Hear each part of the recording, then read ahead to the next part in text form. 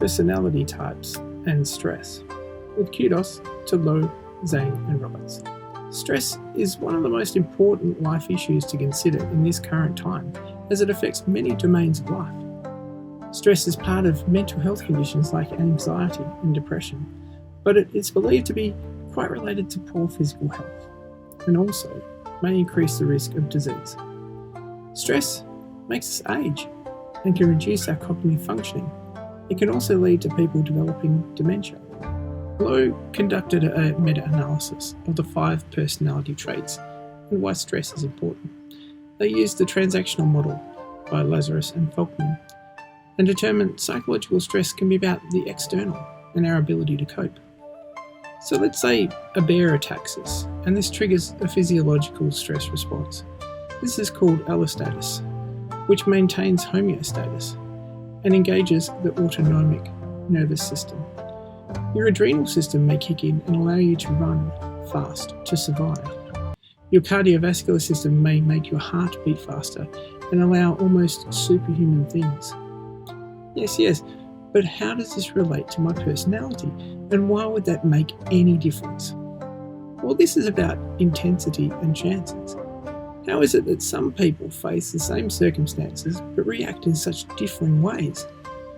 Why don't we all react in exactly the same way?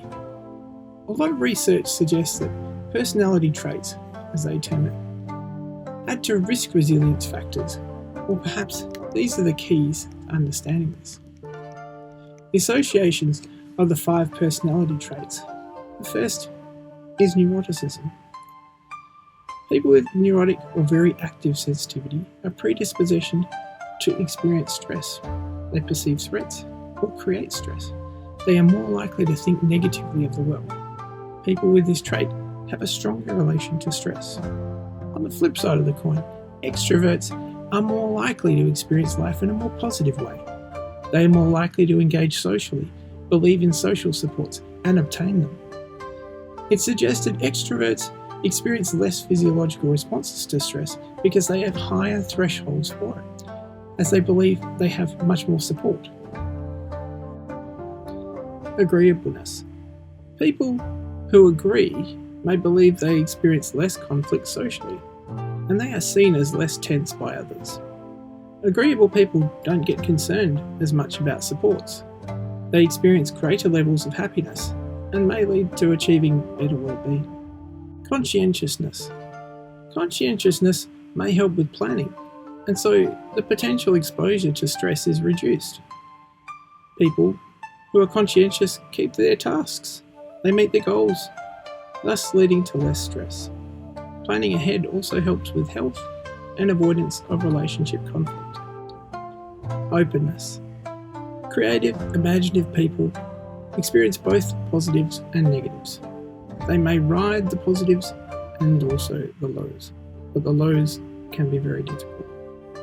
Low levels of openness were linked to less cortisol response, but high levels of openness displayed less sympathetic nervous system activation in response to stress. This area isn't exactly clean cut, but thinking about the creative communities that are around you, we can say that they do regularly experience high levels of stress and also depression.